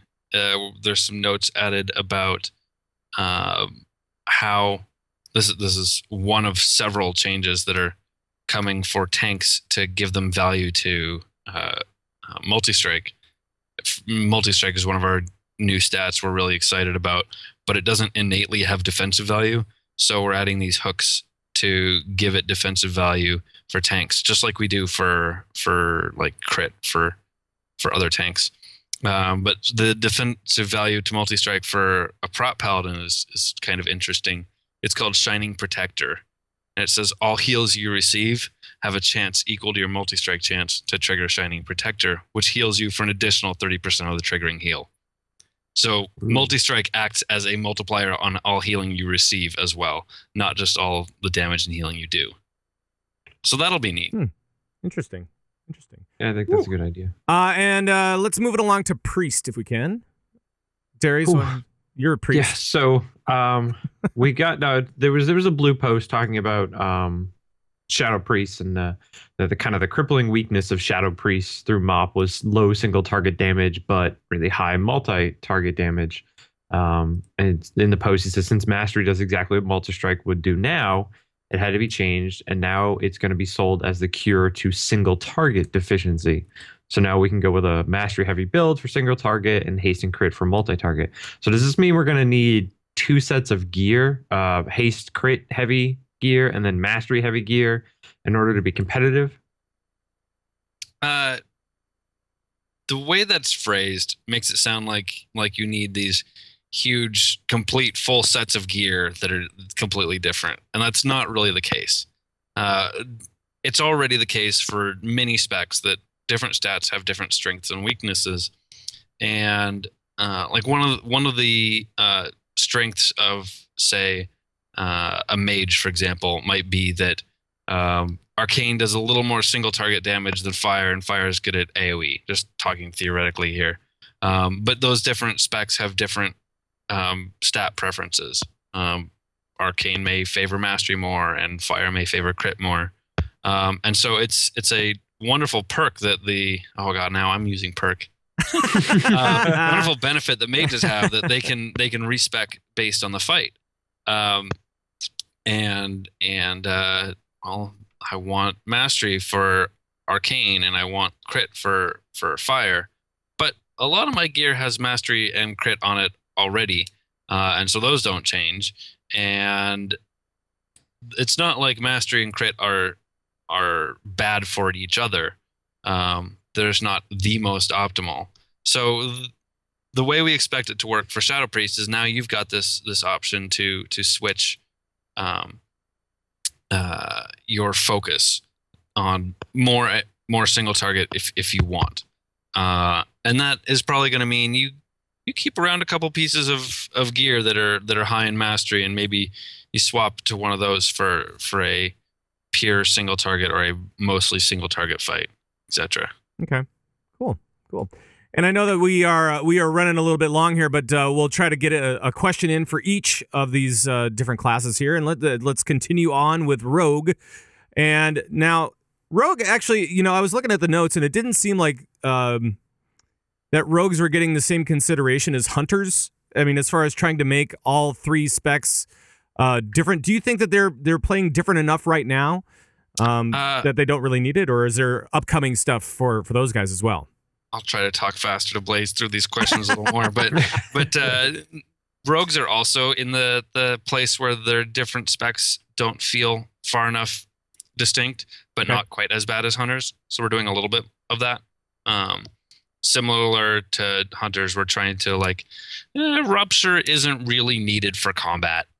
Let's take that out and leave Rupture to the others where it makes more sense. Try to keep their identity and feeling of the gameplay distinct between them. Sure. And you also actually you took backstab, and now it can be sidestab because you took away all the facing requirements for these things where you have to be behind the boss, right? Yes. So Yep. why did you do that? Is it because the encounter team needs to be able to manage it a little bit differently, or what? Well, not particularly. It's just we still want melee to want to stand behind, but in the occasional case where you do need to be in front of the boss, even briefly, it's preferred to be able to just as a quality of life thing. It's nice to have your abilities able to be used from the front and from the side. So Backstab. So will there be an additional benefit for being behind the boss instead of in front of the boss, or whatever, so that you can keep him back there? There's a little one. You can still get parried from the front at a small percent chance. It's 3%, Okay. so it's not going to be debilitating if you do need to stand in the front. There's just a 3% chance that you're going to be parried, which is pretty small, but Okay. it's enough that by default you want to stay behind, and that's the gameplay we're looking for. Quick question. With the removal of non-lethal poisons, is leeching poison becoming a lethal poison along with deadly and wounding poison? There's not the current plan, but we do recognize that the number of poisons available is looking really light at this point, and so I don't have anything to announce on that regard, but it's on our radar. We're looking at that. It's on your list. Gotcha. Yep. Hey, Colt, why don't you take over for Shaman? Shaman, Chiu and Aerthor forms. I see in the patch notes you have removed Healing Wave from Resto Shaman. How are you adjusting for the loss of our most efficient and at times best healing spell? Are you increasing mana regen through the roof, slashing the new Healing Wave mana cost, aka Greater Healing Wave, to cost as much as the old Healing Wave? I don't know. I don't know. So essentially, it's you removed this lesser heal from Shaman, and I know that some Shaman are kind of upset about it, but are you readjusting kind of everything, or? Yes, absolutely. That's something we did for pretty much all the healers. That they had, if they had this healing wave, nourish, that very low throughput but very cheap heal. We got rid of that because we think we can get the same gameplay out of the combination of your greater heal and your flash heal. And so to answer that question specifically, yes, we're drastically increasing mana cost, like I talked about earlier. Or sorry, drastically increasing mana regen, like I talked about earlier. A little different, so that you can cast that greater heal as much as you need to. Gotcha. Quick question on the enhancement side. What is the reasoning behind the Echo of Elements redesign? Some are a little bit worried that at higher gear levels with improved flame shock, it may become a very hectic button mashing rotation. So the goal there is that, yes, we want AoE for enhancement shamans to have ramp up time, but be very strong in the situations where you can you have that time. And so we think that effect, which was on the tier 16 4-piece, worked out pretty well to help with that. And it also works pretty well on single target as well to spice up the rotation. And so overall, we're happy with that. And I would comment that while in the past we haven't had the tuning right so that enhancement AoE feels really strong in the cases where it should, that's something we're committed to make sure that, like, in the cases where your AoE is ideal, enhancement AoE should be really strong. Right. Nice. Why does everyone keep saying lightning bolt in the chat room throughout the show? I was going to bring that up. Yeah, people wanted to talk about the cast while moving on lightning bolt. Yeah. Oh, what is it? Let's insert it. What does that mean? What's happening? Lightning bolt, we made unable to be cast while moving. Right. It's a big deal. Which is a really, really big deal. Yes, it is a what indeed. And it is scary to a lot of elemental shamans. And I keep repeating this, but we understand. We know you're scary. When was it actually put in that they could cast this on the move? Was it just for myths, or was it in Kata? No, there was a glyph that let you did that halfway through Kata. I want to say it was 5-2. Okay. Or sorry, 4-2, 4-1. Either way. That sounds right, I think.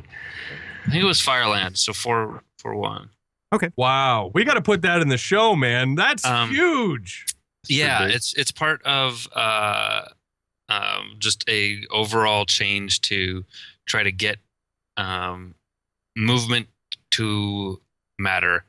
As far as like movement should reduce the damage that a ranged DPS does. That's part of the design of it, and we think it creates more interesting gameplay when that is the case. Like spells that you have that.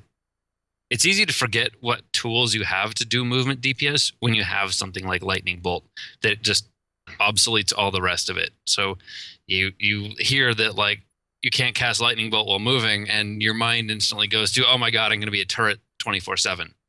Right. You've still got shocks. Shocks are great to cast while moving. You can definitely Earth Shock without a full fulmination stack for movement DPS. You've got Unleash Weapon. That's what it's there for. Lava Surge Lava Surge Lava Bursts. Like if you're about to move, maybe save the Lava Surge proc for a GCD or two. Like movement should be something that you want to minimize, that you want to optimize. And instants aren't just cool because their effects are instant. They're also cool because they can be done while moving. Right. So it also adds more something that you can do that is skillful. But don't those shocks like share CDs and stuff like that? Yes, but Elemental isn't tied to using them on cooldown. Okay. All right.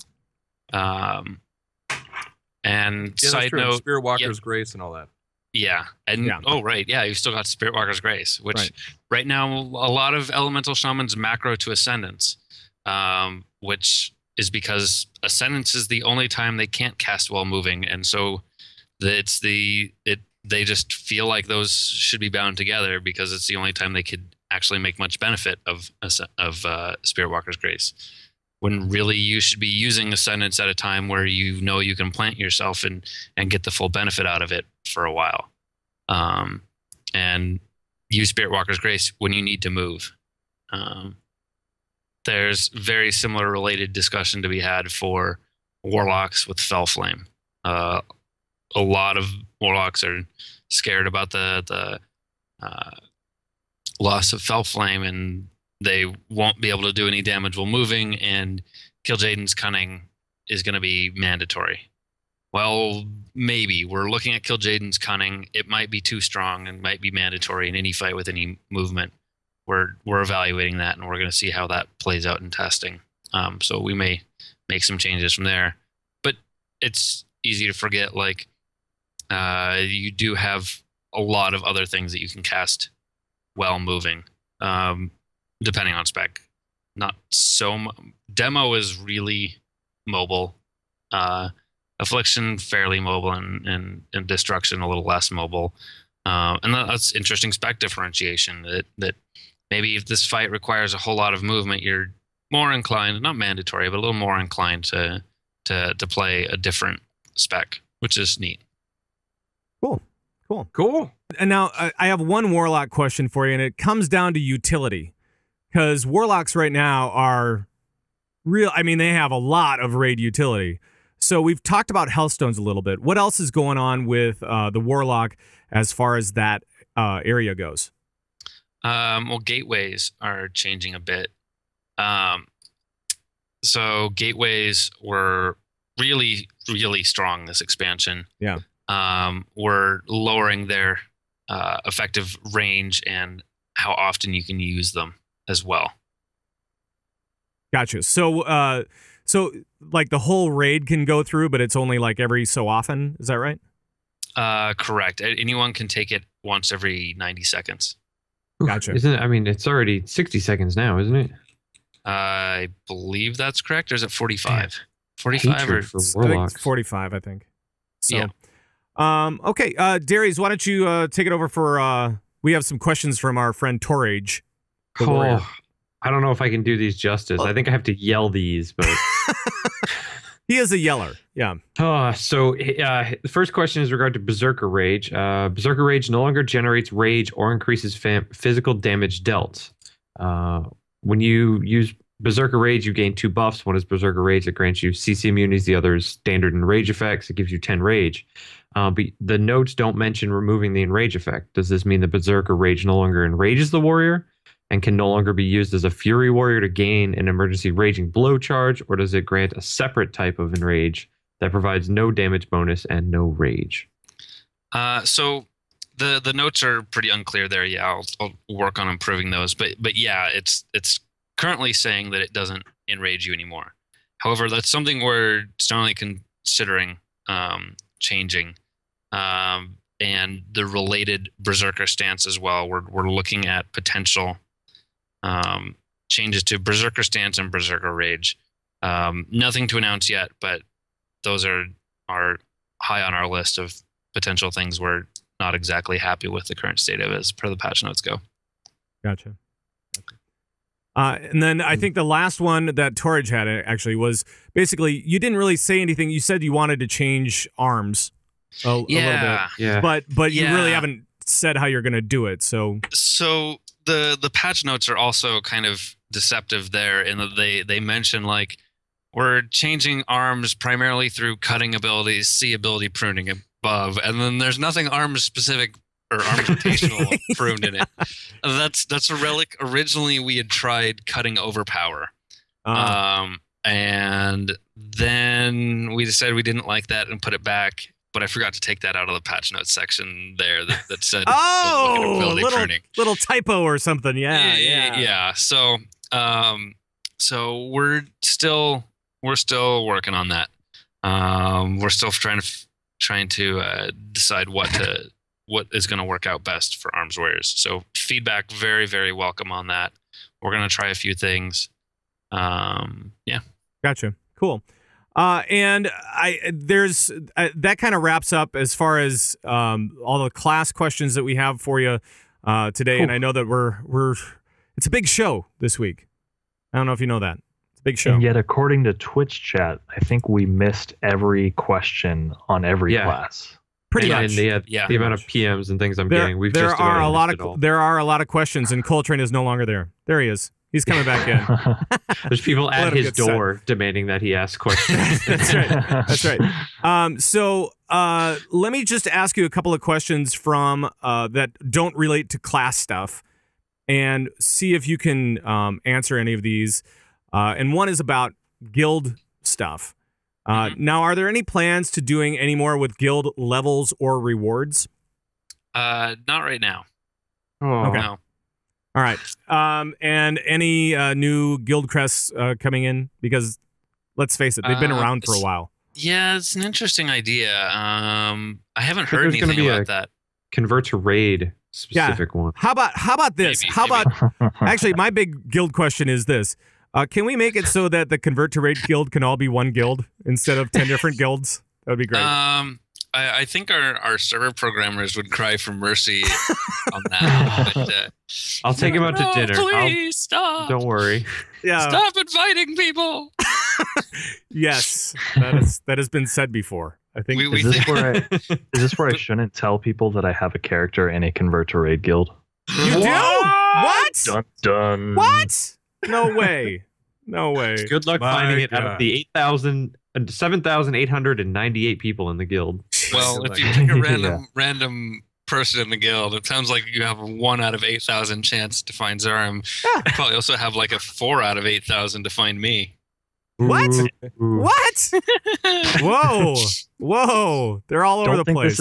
Don't think this is like a special treatment thing, though. I'm specifically in one of your guilds to try to bring you down from the inside. Good. Yeah. I'm in 4 of your guilds to try to bring you down from the inside. That's good. That's good. Keep us on our toes. That's the guy that I promoted to guild leader the other day. He was begging for it. I figured it was legit. You know. Yeah. This guy sounds legit. Yeah. Right, exactly. And I think, we might have, I don't know, is there a particular question that stands out? I know that we have a bunch. We're not going to be able to get to them, unfortunately, but thank you guys for submitting your questions, and we've used them kind of throughout the process here. Is there anything else that sticks out to either you guys, Colt or Darius? As far something along the lines of, like, will readiness affect all of our abilities? Not all abilities, no, but a lot of still people have data mined what the readiness tooltips are, and let me be upfront with everyone now that those are completely placeholder. I believe most of those haven't changed since Siege of Orgrimmar. Don't freak out. They like reference abilities that are gone. Like readiness. Don't look at those readiness tooltips and think those are what it's going to affect. But it is in the same style as that. Readiness is still intended to be the long cooldowns, the like your arcane power sort of thing, not your arcane barrage, if that makes sense. So that's the goal for readiness, and we're going to have to decide on each spec which specific abilities it applies to. It needs to apply to enough that it makes readiness a valuable stat. And so that's what we're going to try to aim for. And then it'll also probably continue to affect a few utility things. Like it's cool if readiness also lets you sprint more often, that sort of thing.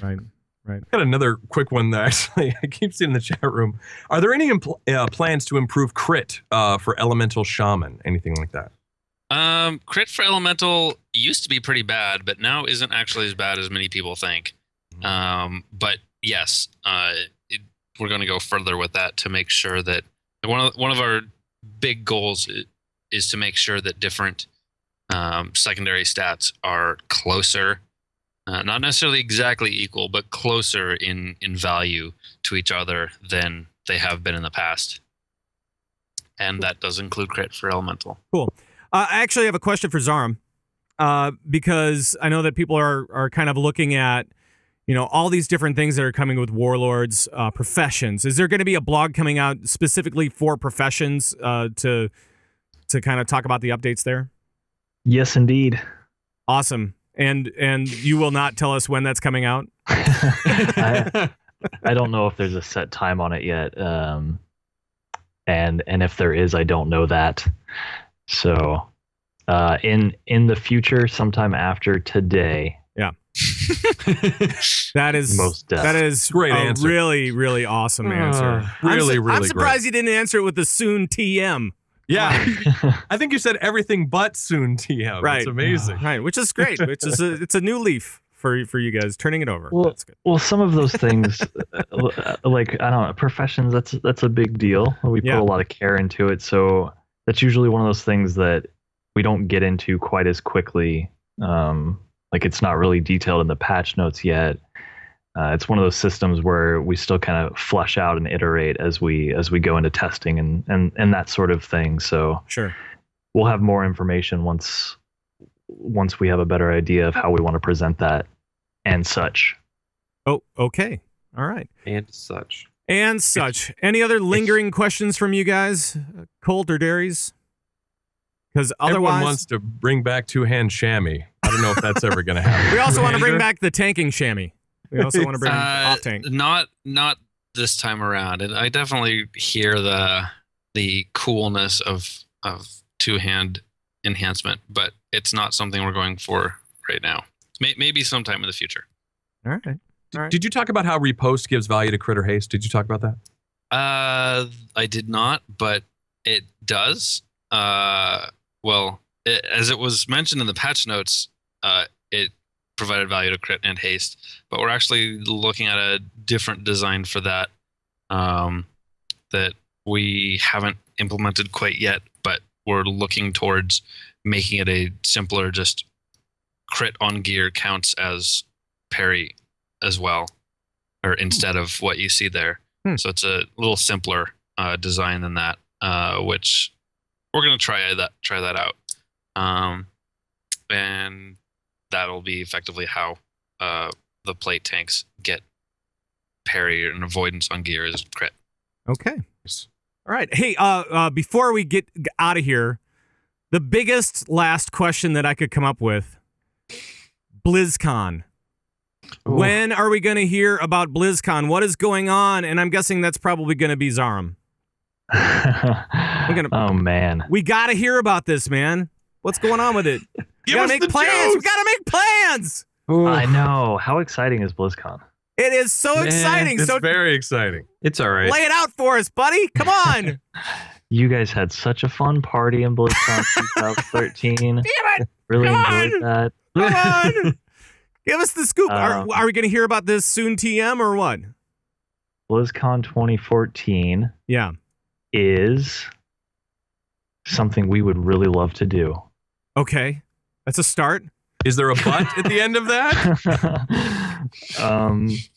If there is more information to be shared, it will certainly be shared at some point in the near future. I'm trying to avoid using soon. I know. I gotta make plans. I gotta buy airline tickets. Come on.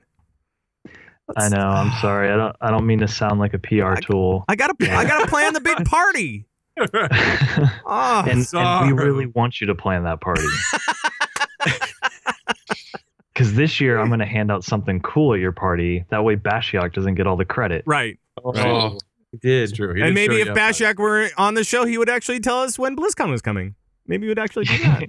Yeah, and I'd so make sure he got fired for that. All right, guys, we got to get out of here. We really do. I apologize if we didn't get to your question. It's one of the things that we have to deal with. But thank you guys for joining us for the entire show today. It's been a lot of fun. We do have to get to a couple of 5-star reviews for the people that have given us a shout out on iTunes. Darius, who do we have this week? We have M Plants and Anachronism. Okay, cool. Yes. And as always, thanks for all the comments and thumbs ups and all the times you share our videos on YouTube and on Gamebreaker and all that kind of stuff. Shout outs this week. Coltrane, you got some? I got a shout out to Final Boss TV. Oh, yeah. After today, our very own Zarhym and Celestalon will be on their show as well, to be answering questions, talking about all the 6.0 alpha patch notes. So if you want even more info, make sure you check out Final Boss TV. It will actually be today. Their live broadcast should be today and also up on, I'm sure, iTunes and YouTube and all that jazz. So you guys have kind of a busy day today, huh? You do? Yep. 2 hours from now. Yeah, we get to go on Final Boss and answer more questions. So if your question got missed and the thing you're dying to know the answer to, check them out. Boss out. Check them out. We have many more words to share and much more caffeine to drink. Right. Yeah. Right. Exactly. Sitting on my desk right now, there Quickly is closed on Sundays, so I'm in a terrible state. But I've got Starbucks, a Gatorade, a Mountain Dew, and a Balls. Wow. You got everything out. All right. Well, and you wonder why I don't sleep. Well, thank you guys once again, and thank you to everybody out there that sent us questions and gave us all the reviews on iTunes and so on and so forth. Thanks for the feedback. Thanks for the questions. And feel free to join in our conversations at any moment. But first, before I tell you about that, I'm going to bail on the music. You're just going to bail out? Just bail out of that? Yep, just going to bail out. And I'm going to play this one. There we go. Ooh. All right. You can always email us at converttoraid@gmail.com. You can call us and leave comments and questions on our raid line, 612-787-RAID. That's 612-787-7243. You can follow us on Twitter at converttoraid or even individually. Isn't that right, Coltrane? You can follow Pat Crane at Pat Crane. You can follow Coltrane at _Coltrane. And you can follow Darius at BoardMy. And you should also follow these two gentlemen that joined us here on the show. We have at CM_Zarhym, right? Is that right? That is correct. Okay, good. And if you can't spell it, I don't know. Zarhym. But that is the correct pronunciation, Zarhym. Right. Not yes, Zarhym. I appreciate that. And of course, you can follow Celestalon at Celestalon. And because you are here, we should probably play this one more time. Right here. Bling, bling, bling, bling, bling, bling, bling, bling. Celestalon, Celestalon. Bling, Celestalon, Celestalon. All right. And make sure to join the Bazubo Guavo Nation by heading over to converttoraid.com, where we have show downloads, forums, tons of links for raiders, and so much more. We have our videos up there, as well as on Gamebreaker TV. Gamebreaker TV is where we do our live feed, and so on and so forth. So please check those guys out as well. Our audio show is available on Stitcher, the BlackBerry Podcast Directory, iTunes, all sorts of different places, and that is going to do it for the show. We hope you had a good time. We hope you had a good time. We hope you learned a lot. I mean, this is kind of a learning experience, and we understand that these changes are not being done individually. It's part of a grand changeover for the next expansion. And thank you for shedding light on that, guys. Really appreciate it. Thank you guys so much for coming on. Yeah, and thank you so much for tuning in. We'll see you on our next show next week at a regular time, Sunday, 11 a.m. Central. And for all the guys that convert to raid, bye-bye, everybody. Bye-bye. Bye. Bye. I love you. Bye. Whoa. It's true. It's all good.